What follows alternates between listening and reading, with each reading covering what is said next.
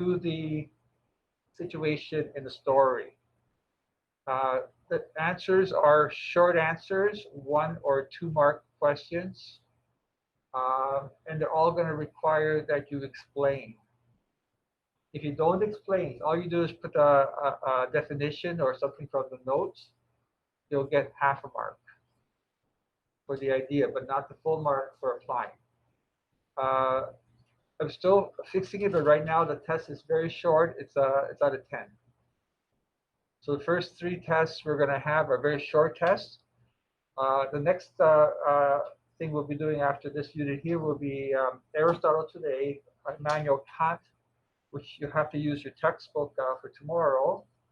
It's homework assignment. And then Immanuel Levinas, and those are the 3 main characters.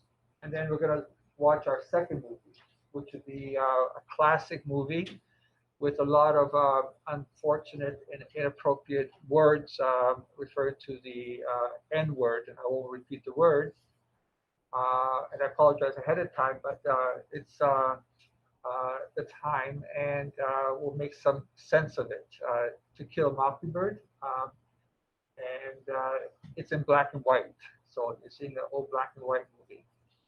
And then you'll have your second test on Aristotle, Kant, and Levinas. So very short units and easy to remember. You don't have to memorize anything because it's going to be open notebook as well. Okay. Please, I'm going to ask you, for those of you who are not in class, you have to write on lined paper. So I need to see your handwriting. For those of you who write like a doctor, I can read everything, but some of you write too much like a doctor, and I'm struggling. So I'll try my best to read it. Those of you who write like a doctor, please try to just make it a bit neater. Those students who are English as a second language, and those students who have an IEP, an individual education plan, you are going to be afforded extra time. So if the test is 40 minutes, you get half more, so it'll be 60 minutes. Okay, so I'll let you know tomorrow when we start exactly how much time you have. At the end, let's say the test is 40 minutes long, then everybody emails it to me within a minute or 2 of me saying time is up. Those who have IEPs or ESL, who have a right to extra time, you'll get whatever half time more afterwards, and you submit it then. Okay. And please put your name at the top of the paper so I know who it belongs to, and I don't have to go and print out and then put your name on myself. What else? It's an easy test. You just have to write. And you have to write from your head and your heart what it means. So it's not designed to trick you or anything. It's to give you a chance to show me what you've learned and apply the ideas to a particular life situation, which is what we call morality. Okay? First of all, any questions from the class? Okay. No, make sure it's lined paper, and make sure you write your name at the top. Do not write the questions. All I want is the answer. Okay. I was thinking of sending lined paper, but I think everybody has lined paper. Okay. I don't want it typed, because typing means that all you do is copy and paste. But lined paper, and you can print or you can use cursive writing. But the most important thing about the test is that you have integrity, show character, and don't cheat. Okay. Let's see, one person had a question, and anybody else has a question? Azine, sir, should we print your PowerPoints and bring it to the test? There is a way of printing it with like 2 or 3 boxes. If you want to do that, that's fine. If you want to use your device, I'm okay with that as well. Either way, Azine. And Azine, sir, should we write examples from only Socrates and Plato, or do we have to write examples from the movie as well? The movie is there to help you. Okay, especially when you look at the last series of questions, part B especially, on the cave and the virtues. So those are going to be important in the test because those are the most important things we look at. Now, when it comes to Plato or Socrates, they're interchangeable. So they're one and the same person. Socrates did not write anything. We only know about Socrates uh, through the writings of Plato and what we call his dialogues or plays, in which Socrates is the main character in these plays. So this is where we learn about Socrates through his student Plato. So they're interchangeable, Socrates or Plato. For class purposes, we can say simply that it's going to be Socrates. So on the test, write down Socrates, and that means you get it from Socrates or Plato. Okay. Anybody else have a question for the test tomorrow? Anybody in class? You're okay? So we should start about 8:40, and if it's 40 minutes, we're looking at 8:20, 9:20. Extra time for ESL and IEPs, an extra 20 minutes there. After the test, I'll give everybody a 10-15 minute break, and then we'll start with Immanuel Kant, which is the next philosopher we're looking at tomorrow. Okay, last chance. Anybody else for questions for the test? My apologies if you guys had any questions to email me over the weekend. I have had family commitments with an elderly father-in-law and an elderly mother. Both the elderly father-in-law, yeah, and elderly mother. So my wife's dad went to visit Saturday for the whole day, and yesterday went to visit my mom, and they're both elderly. My father-in-law is 98 and a half years old. My mother is 87 years old. And I spent time with them. And of course, the rest of the time I spent with my own family, my wife, and my daughter's still at home. So I will be on the computer later on to see and print out everything. Okay. Say, how many units do we have at this course? Okay, good question, Say. Um, I'm trying to think of how many units as opposed to how many tests. The test will be small. So first unit, we're doing Socrates and Plato, small unit. Second unit, small unit again, will be Aristotle, Kant, and Levinas. Then we're going to look at secularism versus gospel of life. And then the next unit will be truth, freedom, and law.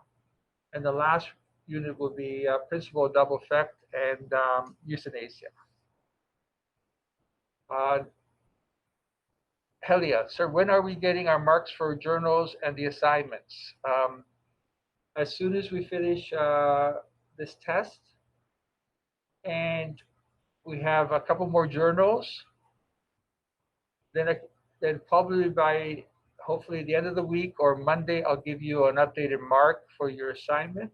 We'll have all your updated marks. So far, most of the people who have had the things in have gotten perfect. A few of you messed up on the chart, and I can, if you have questions, I can scan it to you when the time comes. So be patient, Helia. I should be, and everyone else. I'll be giving you update marks once we have, probably at the end of the week or Monday or Tuesday next week. I'll give you an updated mark. One thing I didn't say at the beginning of the course. I'm not God, surprisingly. I'm human. I do make mistakes. And please never fear asking questions about any assignments, tests. If I have made a mistake, just tell me nicely, sir, I think you made a mistake here, or I think you didn't add up properly. And I will be more than happy to review everything. And I have no problems correcting mistakes that I may have made. So please never fear to ask me. And any assignments, just let me know. um, and I can scan it to you. I'm printing out things. The journals I'm reading, but everything else I'm printing out. I mark it just to lessen the amount of screen time on my eyes. Okay. Uh, most of the students who've done the journals, there's a few who haven't had any journals, or a few of you are behind journals. Um, we've had 3 journals so far, and most people have gotten 6 out of 6. Once I get to 5 journals, I put a mark at a 10 on my computer, and that'll show on your progress report. Uh, Good question, Helena. Anyone else? Okay, let's see. Let's see if my PowerPoint is fixed now. So let's see.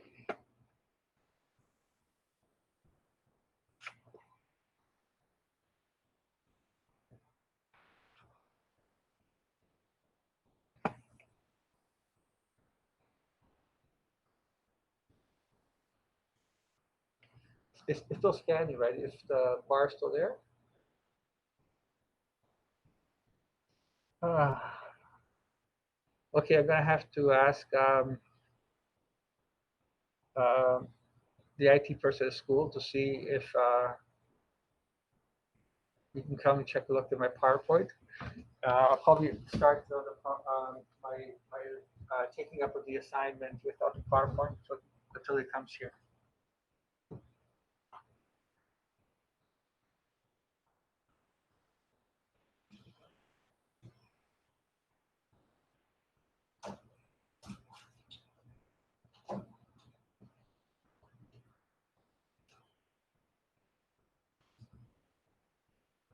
Hi, Mark. Aaron.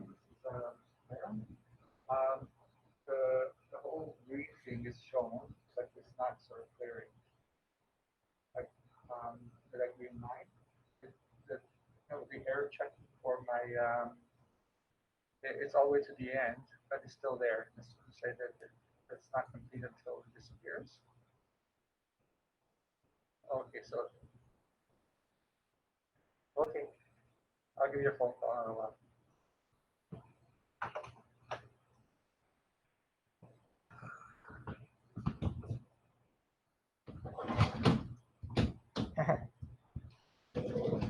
Okay, why won't it disappear?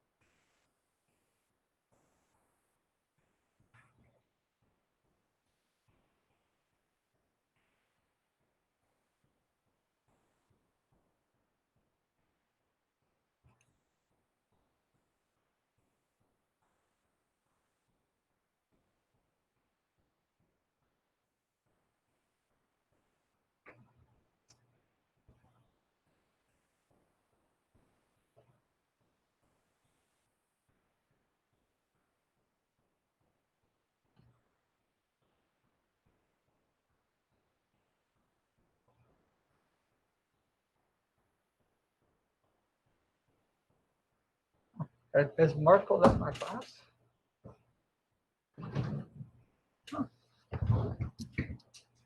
Because Marco's not on my list anymore.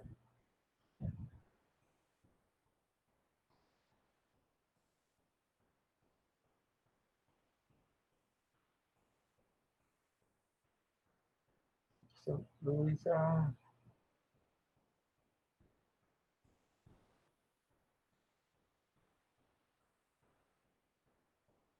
Okay, so I lost a student.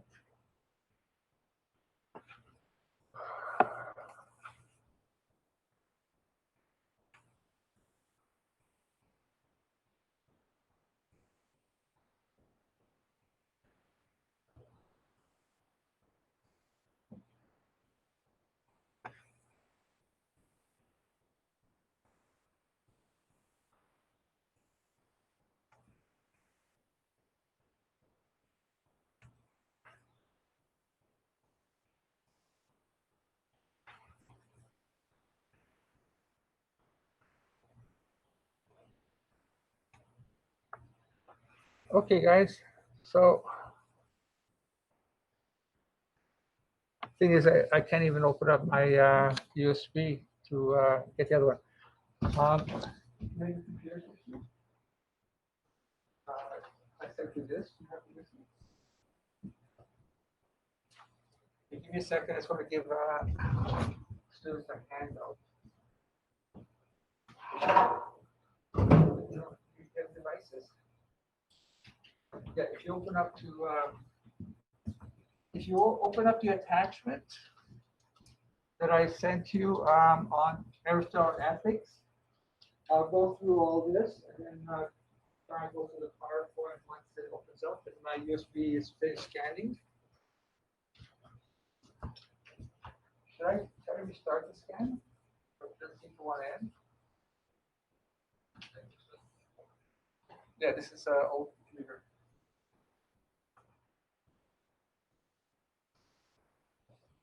Okay, everyone have the sheet Aristotle and Ethics. It's one of the attachments that you need. You guys good? Looks like this. Has some triangles. Okay. Okay, let's take a look at the answers that I gave here from your homework. And hopefully the USB will finish scanning and correct itself, and then I can show you the PowerPoint with more visual presentation. If this clears, let me know, okay? Okay. Aristotle, ethics. Uh, an attempt to find out our chief end or highest good. Final object for life is happiness. Morality, as we talked about a couple of weeks ago, is how to live it. So ethics, we're looking at different ethical ideas. Socrates, Plato, Aristotle. Now we're trying to figure out the ideas as ethics and then how to put that into practice, how to live it, how to be ethical. We call this morality. Okay. Happiness is based on the human nature. For Aristotle, it's not Platonic forms, abstract ideas we looked at last unit, but facts of practical experiences of life, perfect realization, and overworking and, and working out of the true soul and the self. Sorry about my spelling errors. So I have two triangles here. The first one is uh, right side up, we say. The other one is two triangles. So all creatures have what we call a vegetative nature. We're organisms. We're alive. We have cellular structures. Um, Plants, animals, and humans are organisms. You learned this in science, and Mr. Ganian will here explain it better than I can. Uh, Plants produce their own food from a process of photosynthesis. So they don't have to look for food. They're not scavengers like animals and humans. So for Aristotle, plants make their own food, so they operate only on a vegetative state. Animals are also vegetative because they're organisms, and, and there we also include humans or animals. And we have more developed systems, neural systems, skeletal systems, digestive systems. Now, what makes us different from plants is that we don't make our own food. We don't have process of photosynthesis within us. So therefore, we have to go outside of us to get food. So in science, you learn that it might be herbivores eating plants only, or carnivores eating plants and or animals. And then I think omnivores, both plants and animals. If you're a vegetarian, then you're essentially becoming herbivore kind of human being. So all creatures, animals, and including humans, operate on the level of sensitive, which means that they use their five senses. And the five senses were to write down here, five senses: ear, smell, see, touch, and smell. So our five senses, according to Aristotle, bring us outside of ourselves and place us into contact with the outside world, outside being outside of ourselves.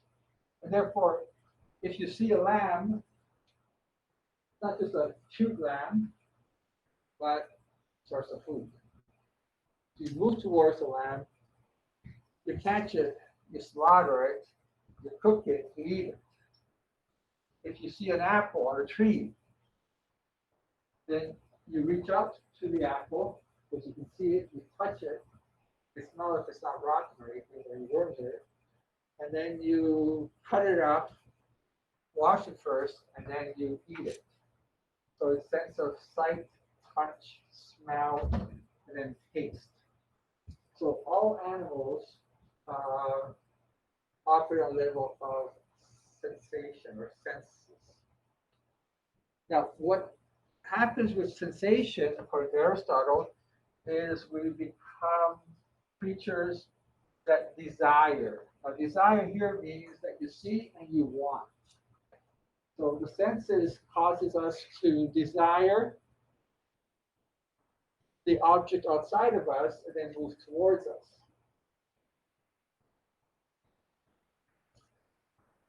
For Aristotle, we call that our appetites.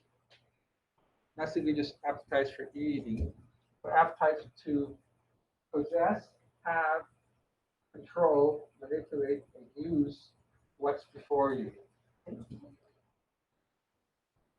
So that's all animals. And we're essentially animals.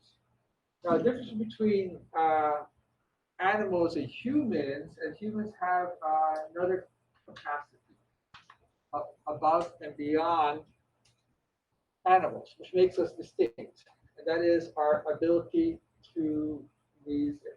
We're rational creatures. And because we're rational, we have two things that distinguish us from animals: intellect and will. With intellect, we can think, calculate, figure out. And will, we have the freedom to choose. So if you see the lamb, you can figure out how to capture it. You can figure out how to cook it, how to season the meat. And you can figure out if you want to eat the meat or not, if you want to kill the lamb, or you want to treat the lamb like a pet. So you can think, you can reason, and you can choose. Animals do not think. I have a dog, and the dog, I think, loves me. At least every time I come home, greets me, jumps up and down, wants to play with me. But the dog's not thinking. It's just operating on the level of desire. The dog wants attention, but most importantly, God bless you, wants food, wants a treat, wants to go for a walk, play. Once I give my dog the treat and nothing else is coming, my dog moves to my wife or to my daughter, seeing if by being affectionate, he can get some food. All the animal is interested in is food. Now, when we operate at the level of what I would call an animal, what Aristotle would call vices, then we only operate on the level of things that make us sensibly pleasing to us. And so for Aristotle, it's going to be human beings as animals. And a life of vices is going to what I would call becoming vicious. We'll talk about the vices and the virtues in a little while. When we act the way we're supposed to act as human beings, then we're supposed to operate on the level of intellect and will, our rational characteristics that make us who we are. Okay, so stop right there. Are there any questions so far?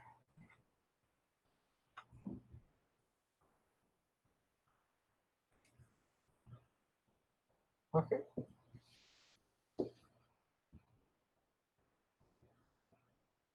Anything from the class so far? So two things we have to look at. One is we're creatures of senses, of appetites. And secondly, we are creatures of reason. And for Aristotle, the rational creature is what humans were meant to be. And therefore, happiness is going to lie in us always being rational and overcoming our desires. Michelle, what questions are we on? Right now, I don't have the order of the questions in front of me. I'm just basically on I summarize all the questions on the two handouts I sent you as attachment. I think questions here. Okay. So in the next box, I have a sort of summary. Our soul for Aristotle consists of our rational nature and our irrational nature. And our irrational nature is first and foremost vegetative, which involves nutritional and growth. For plants, they make their own food and grow within themselves. And within humans, we have to go outside, and that creates appetites,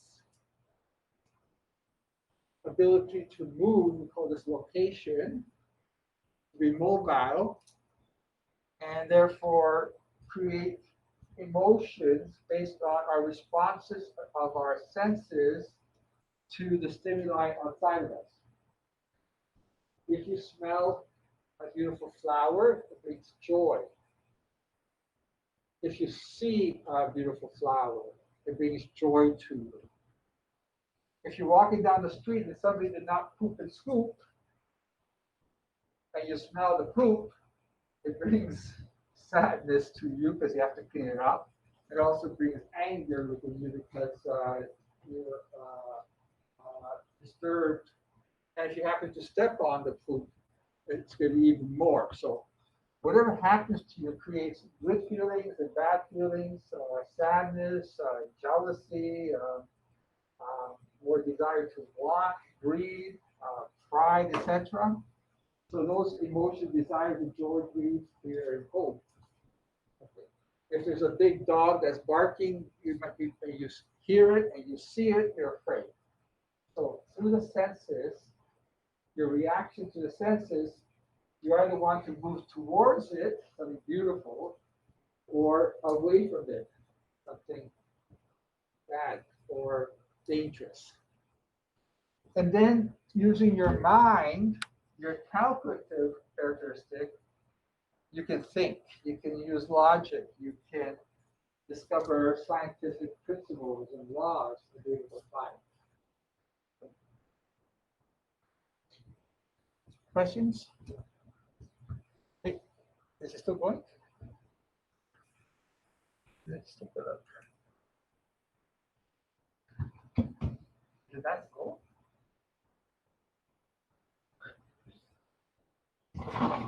Okay, what's that, guys? I'm gonna see if the PowerPoint will it probably restart it or could it try.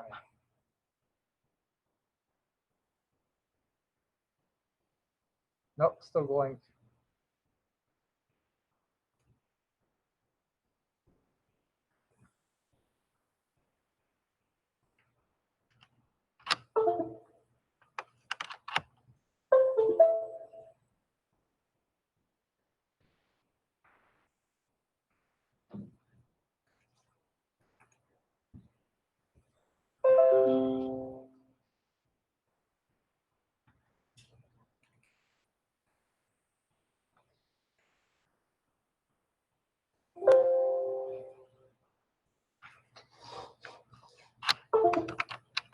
try this side.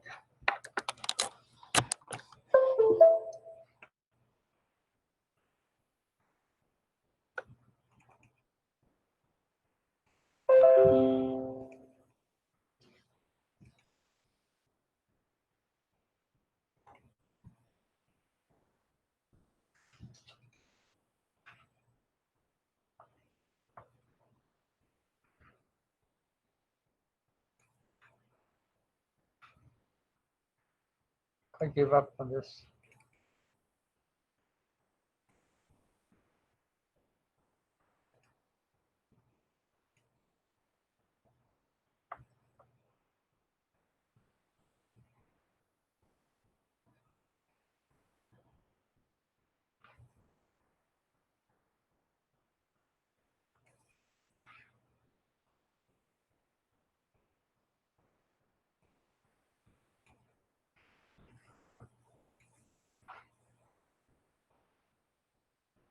Thank you, Zeno. I'll try and stay close. Okay, it doesn't look like we're going to get the PowerPoint today. As soon as I fix it, I'll send it to everybody. Can you guys hear now? Okay. Just a note for moral virtues. Ability to regulate, control our desires. That's where morality and ethics comes in. It's morality for Aristotle, as it was for Socrates, is learned education, not just in terms of what happens in school, but more importantly, what happens in life, how you respond to situations, how you learn, how you improve, how you deal with your errors, your mistakes. And we'll talk about virtues later, too much, too little, and just right. And character is what you are. So let's look at life situations. I have a box there for you. Fear is one of the situations we find ourselves in. How do you respond to fear? It's with courage. Now, for Aristotle, a virtue is the way you should behave, how you should respond, how you should react. Sometimes you have too much of the virtue, and sometimes you have too little of the virtue. So for Aristotle, you've got to find that sort of middle ground, not too much of the virtue and not too little. So the best way for me to explain this is by using an example.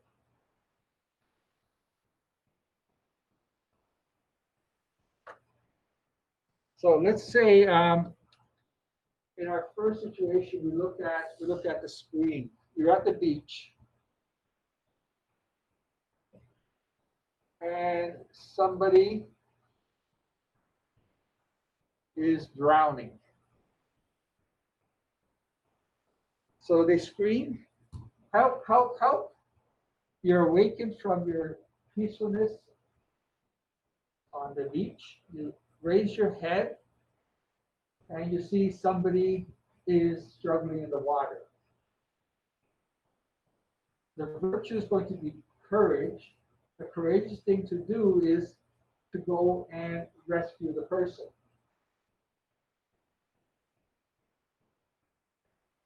How courageous are you going to be? Depends on who you are. Anyone in class has a bronze medallion? Who's a lifeguard? Your lifeguard? Okay, sorry, I could use you. Okay, so James is in class. If James is a lifeguard, have you ever saved anybody?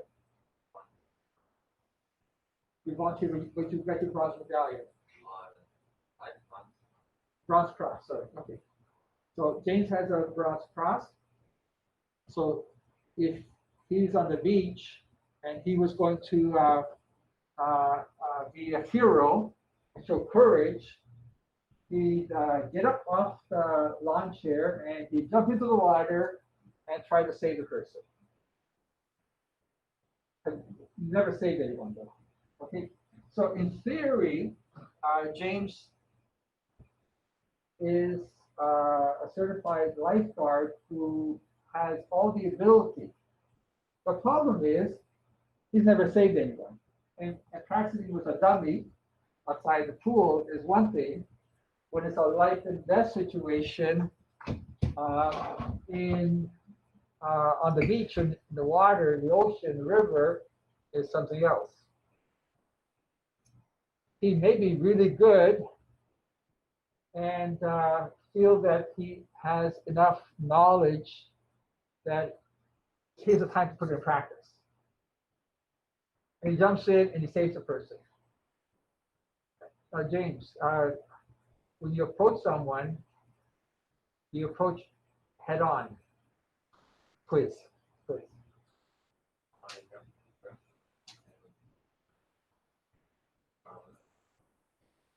Okay, so James says you have to ask if they want to be saved. Yeah, they don't want. And he goes, help me. Okay, how would you approach the person in the water? A little quiz. Yeah. Yes. They're drowning and they're conscious. They called out help.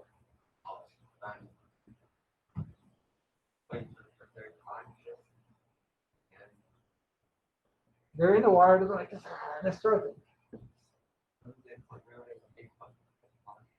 Well, soon they're going to be sleeping. No, but then, okay, so then you just dive in the water and grab them by the. Okay, do you approach them from the front or the back?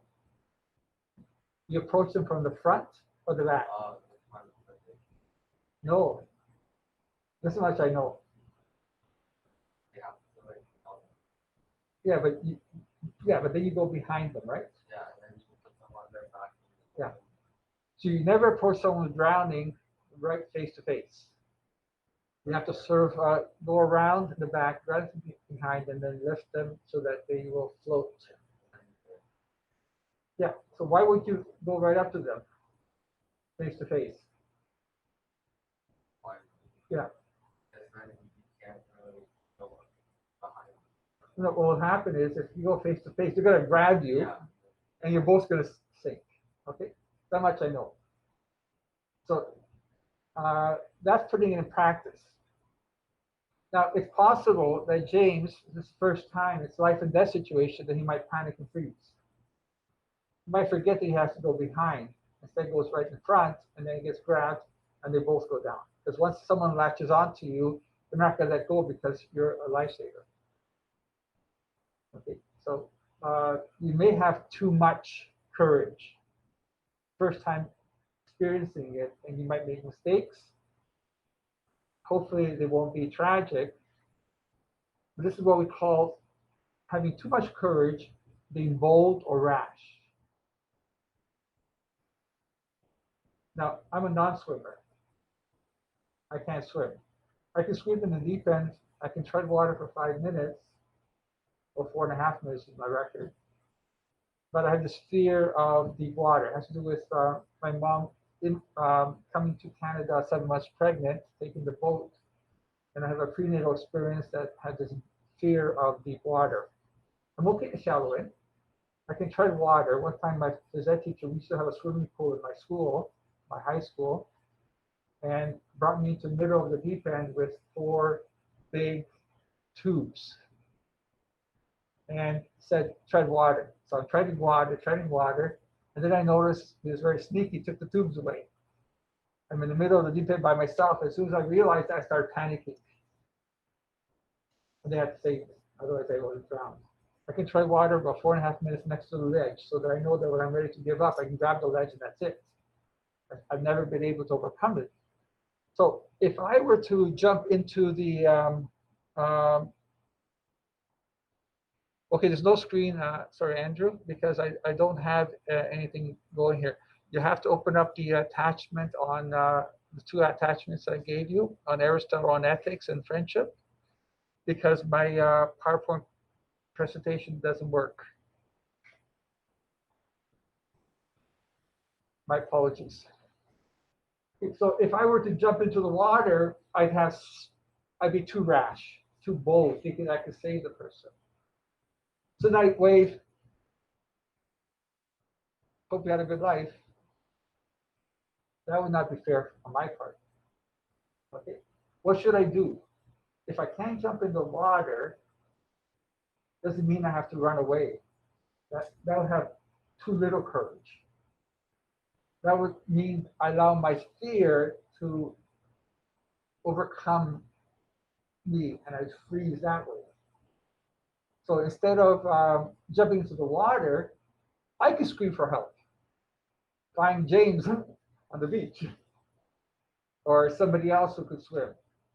Or if there is no lifeguard, but there happens to be a lifesaver, I could throw a lifesaver at the person. Or if they're close enough to water and I have a big stick, I can take a stick and grab the stick. Or I can get the cell phone and call 911. Hopefully, if you can hang in there for some time. But all kinds of things I could do that are not necessarily like James, who could jump in and actually save the person because he's trained and can swim. But doesn't mean I have to be a coward and run away from a situation. I can still do some things according to my ability. But for me to jump into the water to save him, I would drown before he does. I wouldn't get that far before I find myself submerged. Okay, so that's what the triangle means.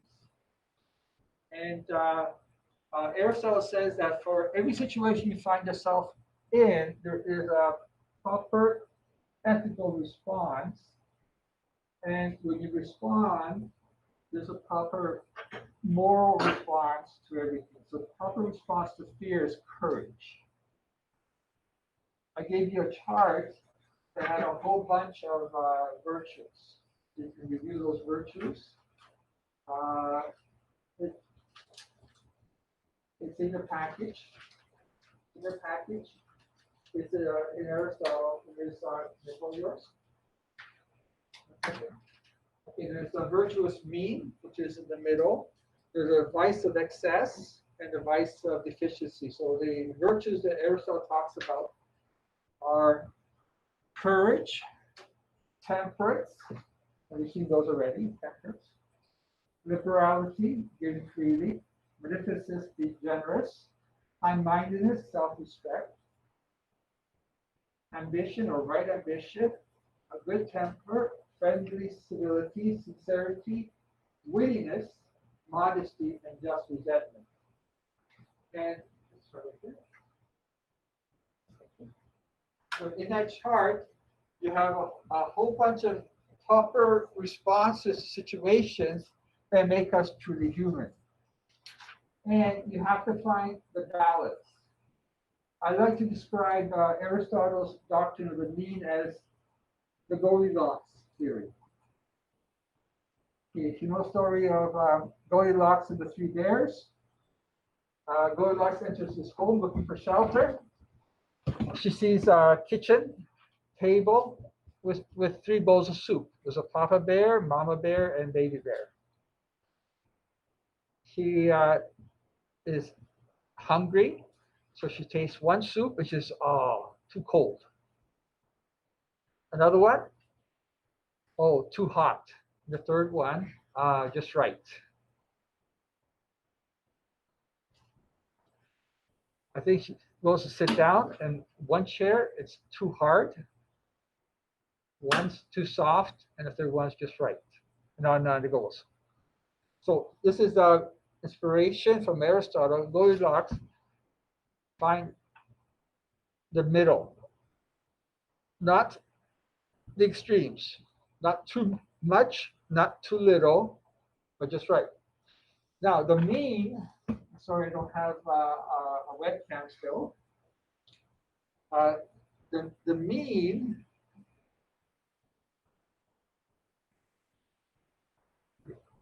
is often described as in the middle. Too much is the extreme of extreme, right? And the other one is deficient. Sorry.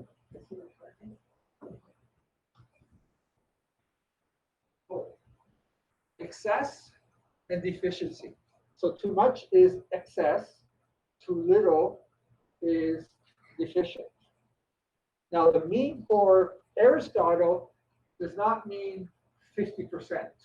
right down the middle. The mean, the middle for him fluctuates depending on who you are and your experience in life. For James, courage would be to the right of the mean, more towards the excess because of his studies and his practical training in the pool and his being awarded a Bronze Cross after a whole series of tests and assessments. And in a pool, those are the way you can determine whether or not you qualify. Same thing like driving a car. You get your G2, you pass a written test, and then you have to drive for a year with an adult. Then you write you do 2 driving tests before you are full-fledged driver with a license. And the word license means treating to do what you want with the ability training you have. So now I lost my whole screen. So for James, it would be closer or somewhere between the middle and excess. For me, as a non-swimmer, courage would be somewhere between the middle. So this is a virtue, excess, and this is a vice and deficiency. So for me, it would be somewhere between the vice of excess, cowardice, and the mean. So that's me. And the other one is James. And this is 50%. So it's somewhere in that range. So please do not think of the mean as an average or 50% down the middle. Now, the other thing about Aristotle is it fluctuates and changes. If James successfully saves a person, he gets more confidence in his ability, more practical experience in his ability, so that it happens again, he has more and more. So he will shift closer to the extreme of excess. Always cautious that he doesn't act bold with boldness or rashness, that he doesn't try to do something that is too much courage. We say he's rash or bold. With me, I may learn to become a better swimmer. I may learn to swim, period. So I may move closer to the middle. So I can't save someone, but I have a little bit more knowledge experience. It works the other way. You can have a bad experience and move away from where you are. Okay? So please understand that the mean for Aristotle fluctuates and moves depending on your experience in life. First time you wrote a test in grade 9, it was hard. Second time you wrote it, it got better. That's the same thing with life. As you get older, as you have more experiences in life, and you deal with more situations, then you will become better and better, becoming wise. Okay. Any questions about the mean? Let's see how our work. It's not going to go at all, eh? Okay, sorry, the PowerPoint is not working at all. Okay, questions? Okay, the next question was on justice. And justice in 2 senses. In the general sense, is simply observing the law. To be just was due to others, and others is assigned to determine what the laws are, and you follow the laws. Being just in school is following Mr. Servilio's laws and the school board's laws.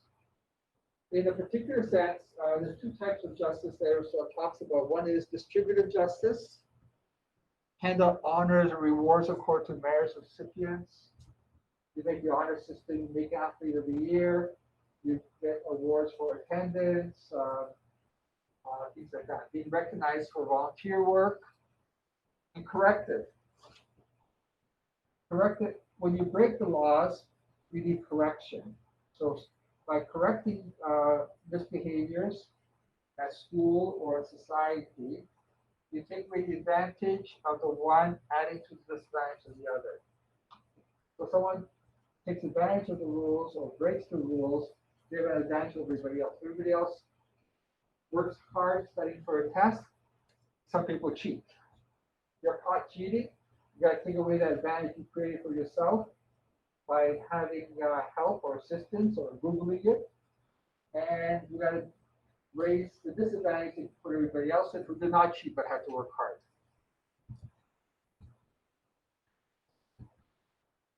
We'll talk more about justice in a few minutes from now. Okay, next one is truth, truly good person and a truly bad person. If you look at the chart, a truly good person always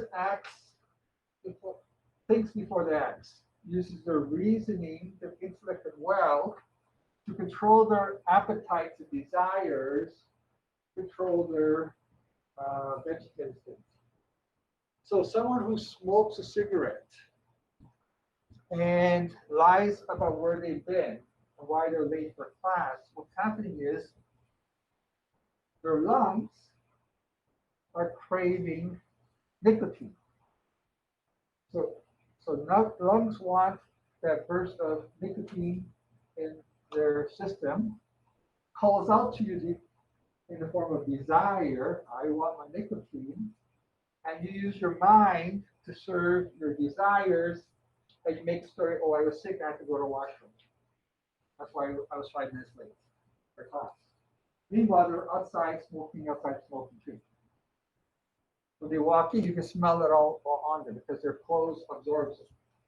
So a truly bad person, less their vegetative characteristics, will create desires and tells their reasoning to fulfill their desires. So that's why the triangle is reversed. When you get in trouble, they always ask you, what were you thinking? You get into a fight with someone, they make you angry, you punch them in the face, you get in trouble. What were you thinking? I wasn't thinking, I was reacting. And my emotions get a hold of me, and I didn't realize what I was doing and the effect it had on the other person and on my own character. So a truly good person lets the reason rule, their appetites rule their vegetative state. A truly bad person has no free will, and therefore we say is a person of vices, and I call that being vicious. In other words, what Aristotle is saying is, rather than like humans thinking before you act, we act before we think. Therefore, we're like animals.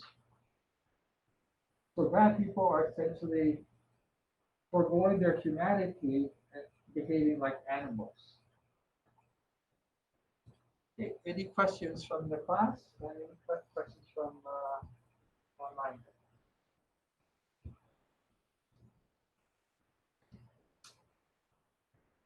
No? Okay. Second page. So we have difference between involuntary actions and voluntary actions. So involuntary actions are when someone forces an action or we are ignorant of important details and actions. So if somebody forces you to do something, it could be by threat, using violence, or it could be simply peer pressure. Or if they don't give you the right amount of information. So we looked at cigarette smoking. If they don't tell you what's in the cigarettes, then you don't know the hazard that might come from smoking. Voluntary actions originate from within. They're your own decisions. No one forces you, and you are well informed. You have the information, and you chose not to be ignorant. You chose to find the information. So today, if you see a cigarette package, we have all kinds of writings on the package warning you of the dangers of cigarette smoking. And for those who don't like to read the detail, we have pictures. What's going to happen to your lungs? What's going to happen to your throat? What's going to happen to other things in your system? So you can see the effect of cigarette smoking. And if you ignore both the written and the visual and still smoke, it's a decision you're making, but you're not making it based on good information and good choice for yourself. And anybody else who happens to be in the area. We have something called secondhand smoke. Moral weakness, like Socrates, the will results if someone does what is wrong, knowing that it is right, and yet follows a desire against reason. That's how you're morally weak. It's similar to Socrates. Aristotle was Plato's student. So we got Socrates, Socrates' student is Plato, and Plato's student is Aristotle. So they're all linked together. Morally weak when you know what to do and you don't do it. What does Mr. Savidio always say about choices you make?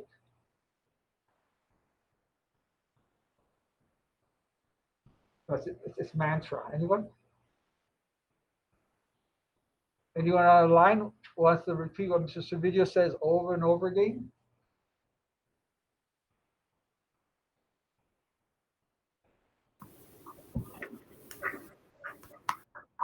Okay, who is this?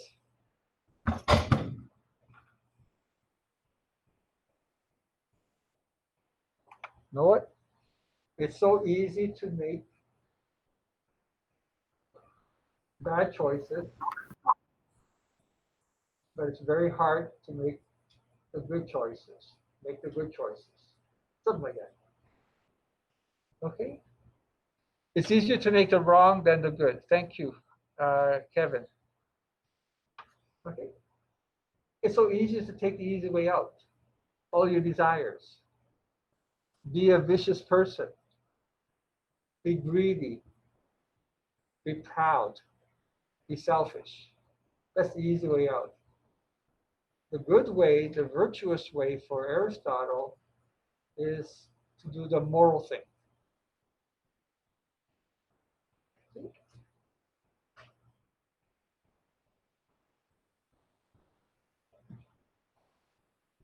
Pleasure for Aristotle is simply following your senses.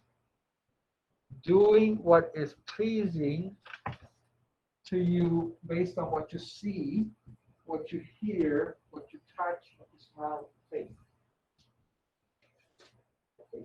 If I use the example of cell phones in my class, I know you guys aren't in class now, but you've been here for a few years, and some of you in my class know that I don't allow cell phones, except for now because we're all just learning.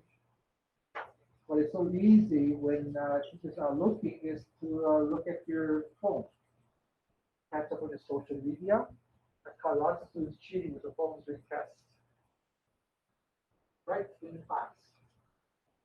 But it's so easy, there's a rule, no cell phones, to touch your phone, to see your screen, and to hear what's coming out of your screen, whether it be a song or a video. And God forbid I should confiscate your phone, then you have a panic attack because you're no longer touching your phone.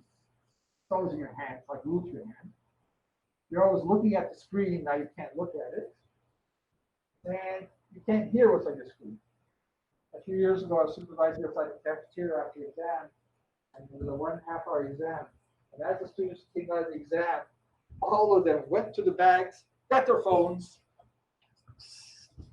saw and heard what they missed for an hour and a half, and started walking out with their hand on their phone and their eyes glued to the screen. The world's not going to change in an hour and a half. You're not going to miss anything. If you are, you can see it after. But we're so attached to those things. So pleasure for Aristotle, it's good to have these things, but it's also good not to be controlled by them. So Aristotle is trying to say is control your desires. Okay. And then lastly, talks about friendship. And this is the next one. This one here, friendship is not based on utility, usefulness, or pleasure. It's based on being a true friend or virtuous friend, a second self. A friend who presents to us a mirror and good actions. A friend intensifies our consciousness and our appreciation of life. We'll stop there for about 5 minutes or so. 10 minutes, give you guys a break. And then what I'll do is I'll pick up on Nicomachean Ethics on more detail about what friendship is. And your journal to work on, and right after I take up Nicomachean Ethics, will be to look at whether or not Aristotle is correct when he says that most young people have friends of convenience, of incidents. Uh, you're only friends because you use each other, pleasing to each other. They have something you want and you want to get it. It's utility and pleasure. We'll stop there for 5 minutes and see if I get this thing going again.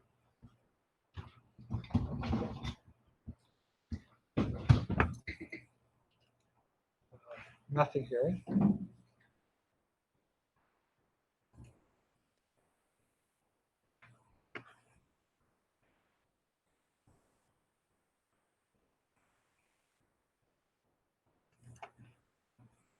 I can't even get rid of this. Sorry? It's just not as fun. How do I get rid of this though? It's either have to be Yeah. Close. Move.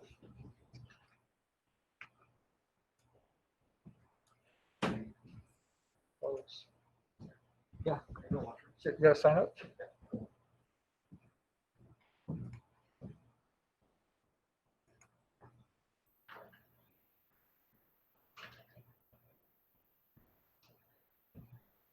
Wow.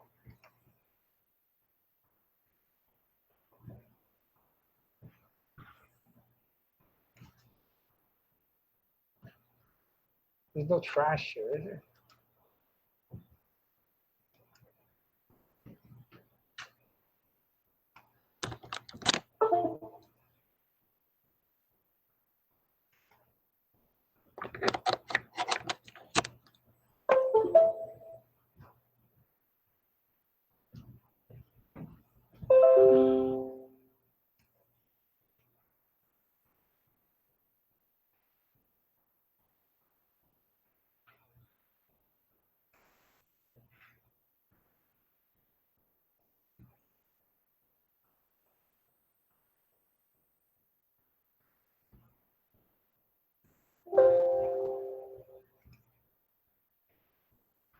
Oh, sorry guys.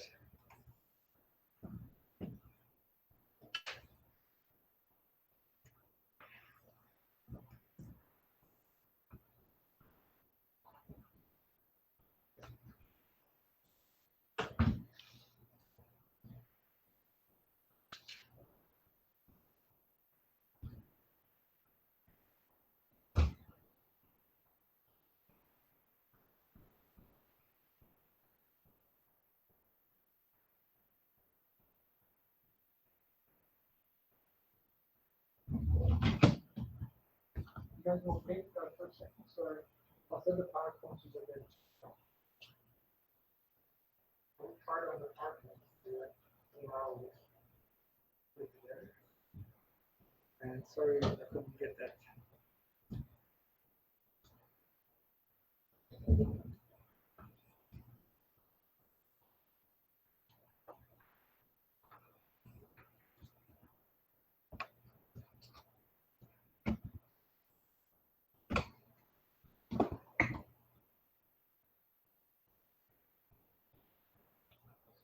Yeah. if we were describe like so and so courage, we have to explain like the definition of Socrates' courage first, or do we already did you already imply that we're talking about? Yeah. Rather than go Socrates played, or say Socrates. And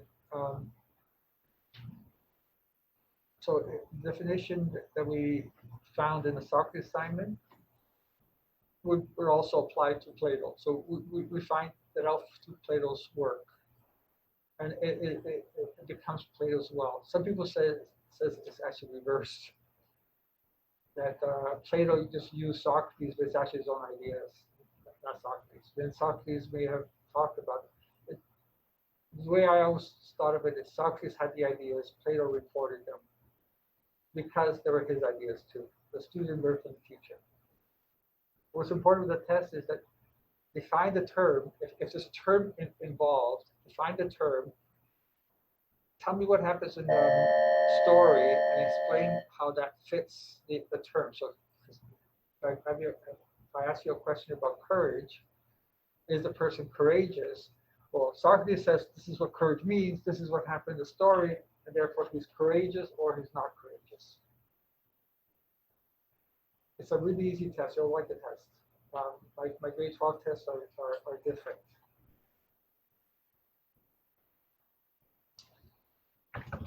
Well, anybody have any questions online?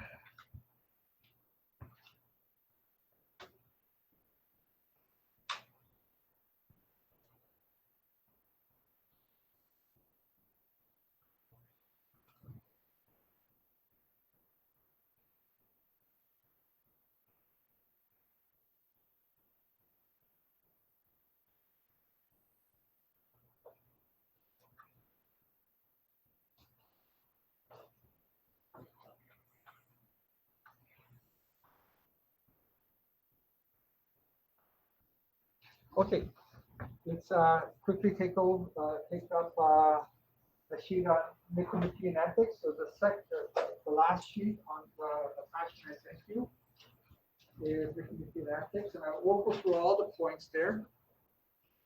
First and foremost, Aristotle believes that we need each other.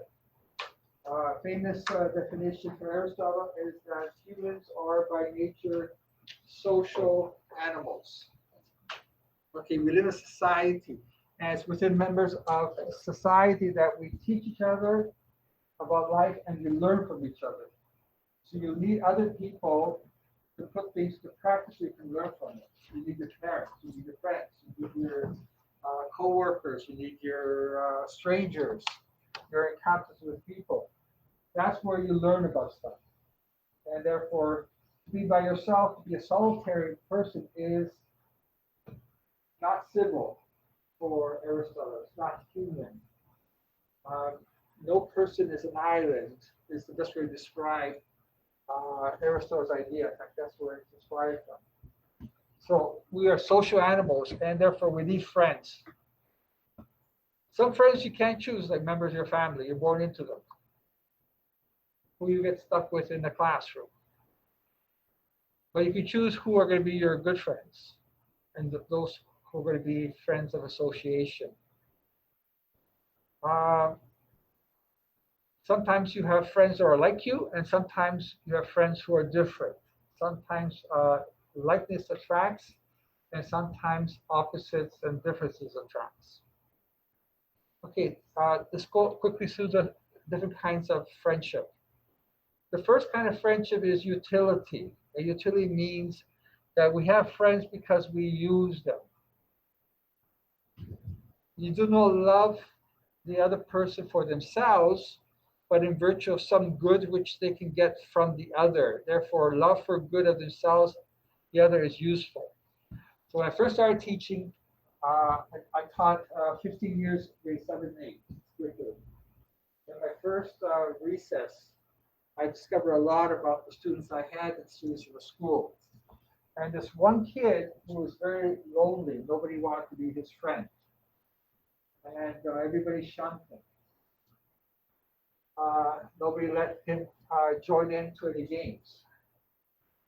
So he was friendless. One day, he came to school with a basketball. And he was the only student during recess with a basketball. And Azina, I'll pick up your question after, and Kevin as well. So hold on to your questions. So what happened was, all of a sudden, they realized he had a basketball, and they all became his friends because they wanted to play basketball. We had the hoops up in the schoolyard, but nobody had a basketball. And so they picked teams, of course, this one kid who was play glass, but they had to play ball. And he played for recess for 15 minutes. The next day, another student brought a basketball. So now we had two basketballs in the playground.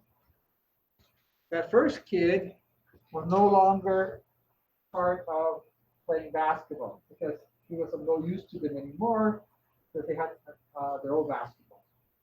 So he wasn't allowed to play. He wasn't allowed to be part of the groups. He was back to the way he was, friendless. So that first day, they only used that student because they wanted the basketball and used the basketball. So they put up with him playing with him. The next day, he was no use anymore, so they dumped him. So this is what Aristotle means about friendship of utility. You have something they want, so they use you for things.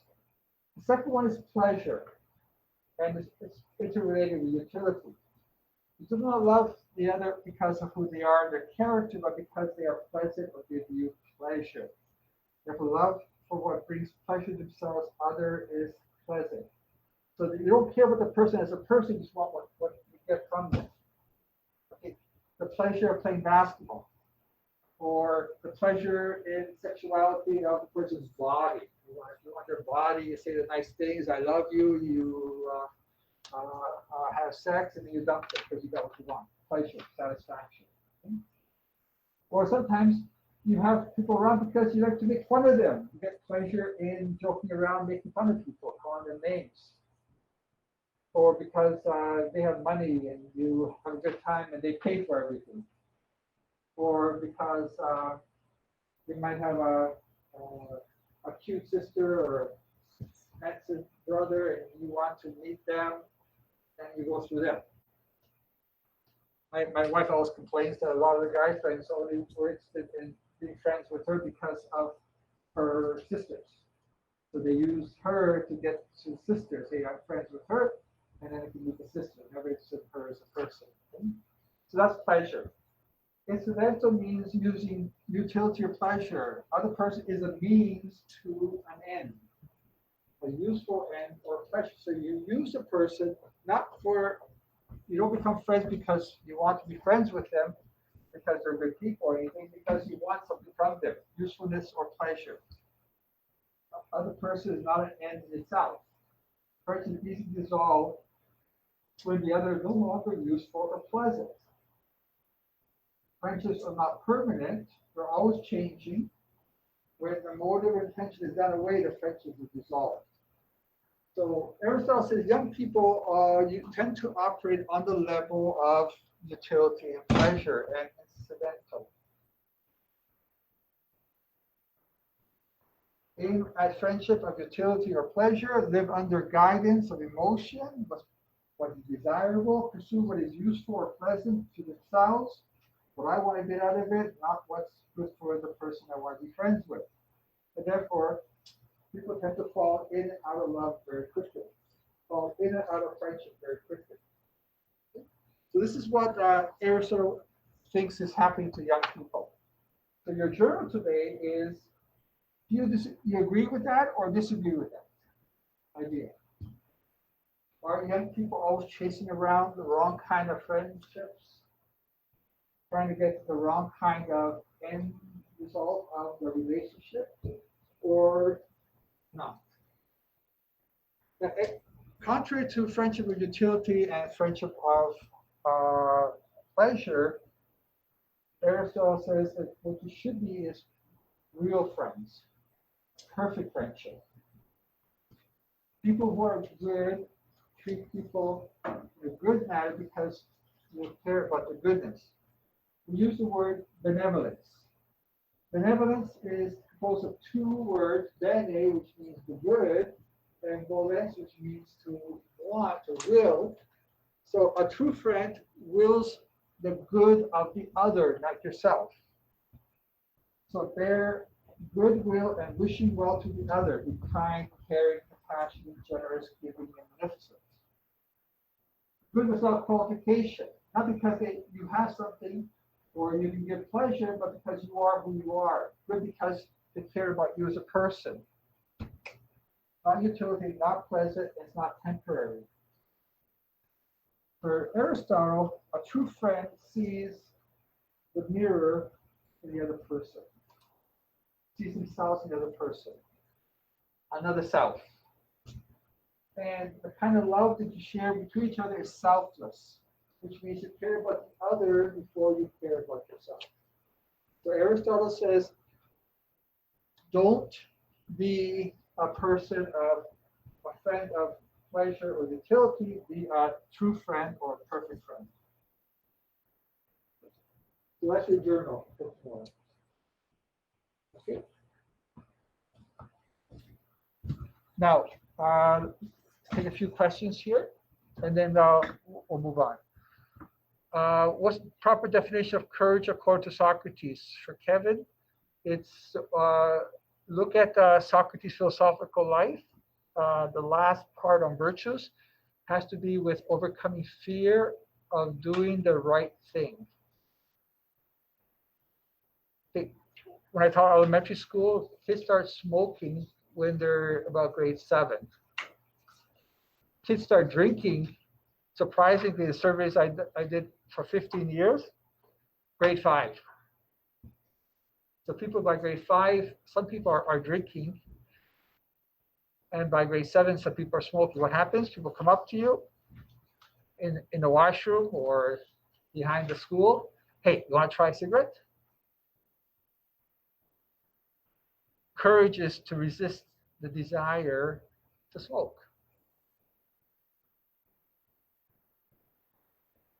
Overcome the fear of negative consequences if you don't toe the line of peer pressure.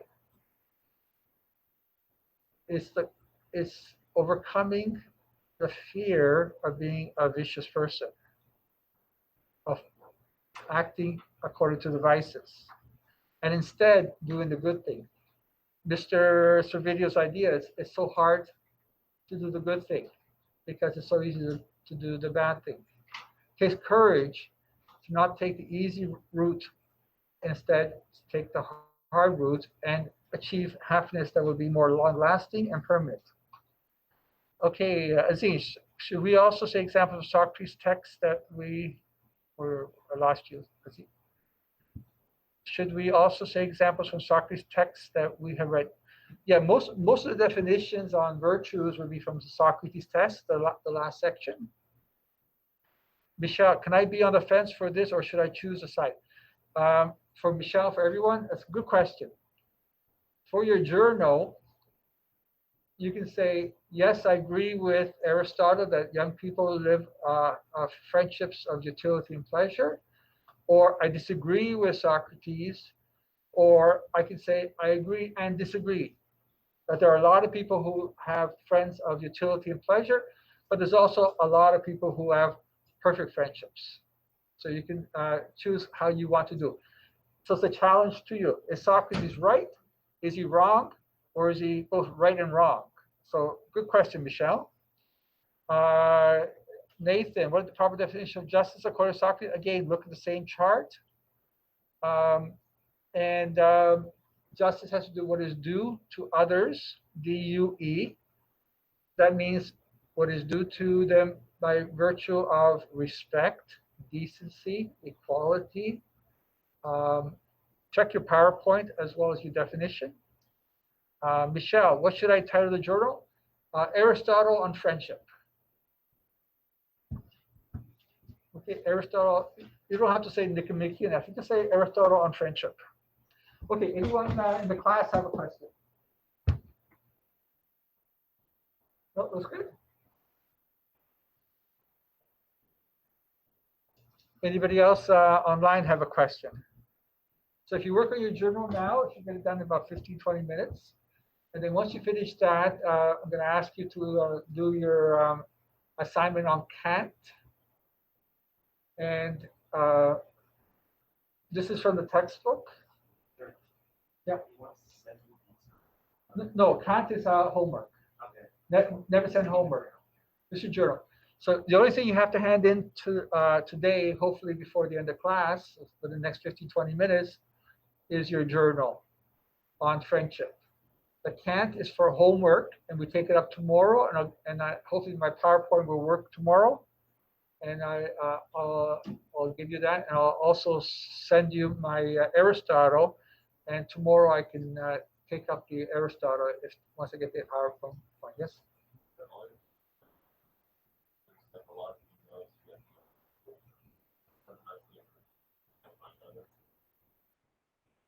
Ooh, that's a good question. I'm a lot of teachers don't even send PowerPoints. I'm doing it as a courtesy to you. Uh, so what I show you here, I show to you. Um, that's, I guess, the advantage of using Google Classroom thing. Yeah.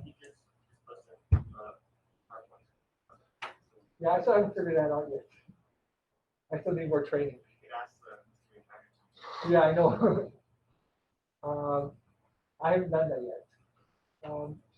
Again, the reason why I like to send emails is that when you have questions, I can respond to them. But you're right, I should learn how to do that. I'm old, I'm a dinosaur, sorry.